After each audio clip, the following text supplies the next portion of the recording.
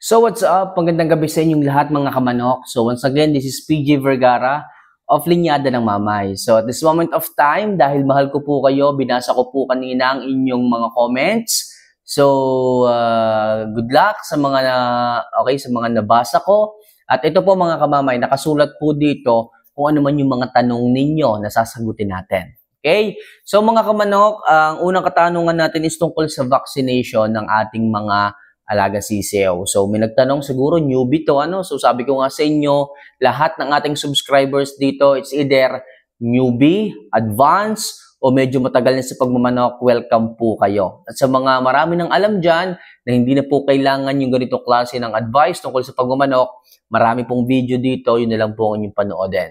Okay? So umpisahan natin itong mga kamanok at medyo mahaba-haba itong usapin na to. So pag sinabing vaccination mga kamanok, sa mga backyard breeders natin dyan, sa mga baguhan na magmamanok natin dyan, gusto ko po na ipaliwanag sa inyo kung ano ang kahalagahan ng vaccination pagdating sa ating mga alaga. Kasi po mga kamanok, may mga nagtatanong dito na, Idol, bakit po ganun? Nakakawala po ng gana na mag-alaga ng manok kasi po yung ibinread ko po, napisa, naging sisiw, tapos pagdating po ng 1 month old, bigla na lang po silang nag-evaporate, bigla na lang po silang nag-abroad. So para sa akin, nawawalan po ako ng gana na mag-alaga kapag gano'n. Ano po ang pwede mong may advice sa akin upang muli po bumalik yung sigla ko pagdating sa pag-aalaga ng mga manok? Okay? So mga kamanok, napakahalaga po ng vaccination. Unang-una, pinapataas po nito yung antibodies, yung protection po nito laban sa mga sakit na maaaring dumapo sa kanila. Okay? So kahit po kayo ay mag-alaga ng 1,000, 2,000, 3,000 o 5,000 sisiw, okay? Mas kaya ko pong alagaan yan kaysa dun sa 10 pirasong sisiw na walang bakuna. Tandaan nyo yun mga kamanok. Napakahalaga ng vaccination kapag tayo ay nagbe-breed. Tandaan nyo, napaka-smooth. Napaka-smooth na mag-breed kapag may vaccine. Sabi ko nga, kahit 1,000 ang sisiw ninyo, okay? At yung isa naman sa 10 na walang bakuna, mas malaki ang tsansa na marami pa rin mag-abroad doon sa 10 kahit nakatuto ka sa pag-aalaga dyan. Okay, compare doon sa may vaccine. Kasi ang vaccine is protection talaga nila yan sa mga sakit na dumadapo at stage by stage mga kamanok. Bago pa dumapo yung sakit, nabibigyan na natin sila ng paunang lunas. Kaya po hindi po talaga tumutuloy at dinadapuan ng sakit ang ating mga alaga. So ngayon, tuturo ko sa inyo kung ano ba yung program na meron ako dito. Tandaan, hindi po tayo pare-parehas ng program. Okay, depende po yan sa location, sa kapaligiran, okay, sa inyong kung sa inyong lugar. Okay, kasi iba-iba po kasi yung mga dumadapo o lumalabas ng mga sakit diyan. Okay? Dito sa akin sa manukan ko, day 1 po pwedeng magbigay tayo ng NCDB1B1. Pwede po 'yan. Pero dito pwede ko ring i-skip 'yan or mag-proceed na agad ako sa Gumboro 1. Pero to make sure nagbibigay pa rin ako ng NCDB1B1 sa day 1, day 2, hanggang day 7, pwede yan mga kamanok. Then, pagkatapos nun, proceed na ako sa Gumboro, day 7. Day 7, Gumboro vaccine.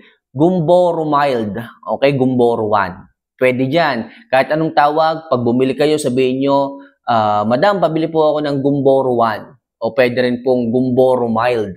Pwede po yon. Bibigay sa inyo vaccine na ganyang kalaki, isang ganyang kalaki, nakalagay din ng vaccine, tapos yung diluent na kulay blue na ganyang kalaki. Okay, hindi ko alam kung 15 ml ba yon or 40 ml, hindi ko sigurado, basta ibibigay sa inyo yung dalawang yon. Yung po ay meron po yung yung tagapagsalin sa gitna, ilalagay nyo lang po yun, isasalin yung ganyan. Okay? So yun po ay para sa 1,000 manok, so 1,000 sisiw. Pero kung kayo ay merong ilan lamang, so kailangan nyo kagad i-dispose yun after 3 hours. Okay? Day 1, NCDB1B1. Day 7, Gumboro mild. Day 14, NCD Lasota. Yun pong NCDB1B1 at saka NCD Lasota, Parehas lang po sila, ang pinagkaiba lang po nila dyan is yung, paano ko ba sasabihin? Is yung capability nito na makaangkop sa katawan ng ating mga alagang sisiw. Yung NCDB-1B1, para po yun sa mga sisiw dahil ito po ay ginawa para sa mga sisiw. Yung Lasota naman, para naman po ito sa mga 14 days and above. Okay, pag sinabing 14 days, para doon po sa mga 14 days na sisiw hanggang sa mga malalaki nyo ng alaga. Pwede nyo na pong bakunahan yung inyong mga tandang, inyong mga 4 months old, inyong mga stags, inyong mga inahin, lahat na po, kahit mga bibi, pwede rin po. Okay? So, yun po, so, ulitin ko, NCDB-1B1, Gumboro 1, NCD Lasota, then, nagbibigay din po ako dyan ng Gumboro Booster. Kasi po, bumababa po yung, parang ba sabihin, yung protection ng ating mga alaga, okay, pagdating sa mga sakit, kapag ka sila is umiidad. Kaya po ako ay nagbibigay ng secondary vaccine ng Gumboro 2 or Gumboro Booster. Okay? So, after 7 days again, nagbibigay po ako ng Fowlpox. Okay? Pwede po itong magkapalit, pwedeng Fowlpox muna bago ang Gumboro Booster. Depende po yan mga kamanok sa presence ng virus sa inyong mga alaga. Okay? Or sa inyong kapaligiran. Kung nakikita nyo, day 20 nagkaka-Fowlpox, pwedeng day 20 magbigay kayo ng Fowlpox vaccine. Kung nakikita nyo, tumatama yung Fowlpox, kapag ka 1 month, saka nyo po ibigay. O bago mag 1 month, saka po nyo ibigay. Okay? So next, Coryza vaccine, day 35. Coryza vaccine. So, sa ibang lugar, wala daw pong ganitong available. Pero sinasabi ko po sa inyo, mahalaga po ang Coryza vaccine kasi po, ang ating pong mga alaga sisiw, sila po is nagkakaroon ng tinatawag na Coryza kapag sila po ay dumating sa edad na 6 weeks. Okay? Medyo hassle po yung bigyan ng gamot kapag sila is nagkaroon ng Coryza. Kaya po hanggat maaari, agapan po natin, magbigay tayo ng Coryza vaccine sa kanila kaagad.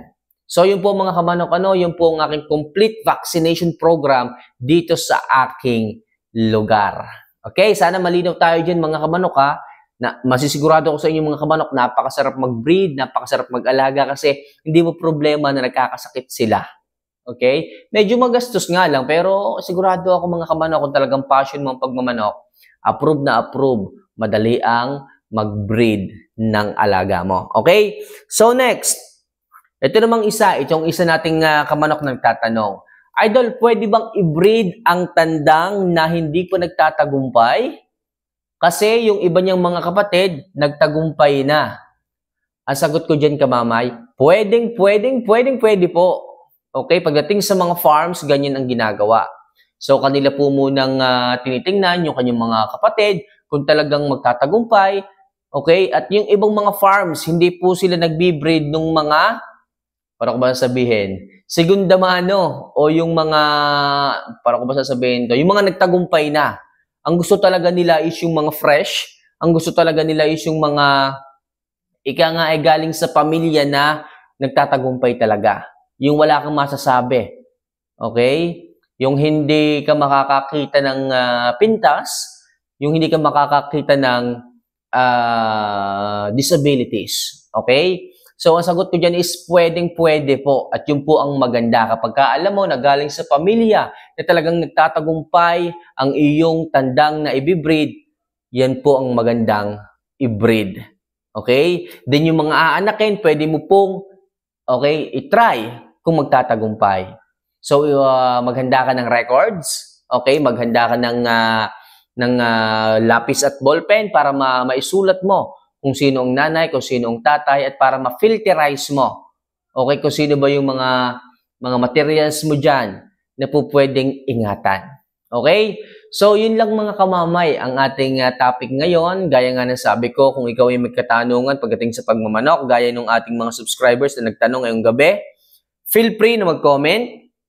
At sigurado po ako, masasagot ko rin po yan. Hindi man ngayon, pero iisa-isahin ko po ang inyong mga katanungan para lamang kayo ay maliwanagan.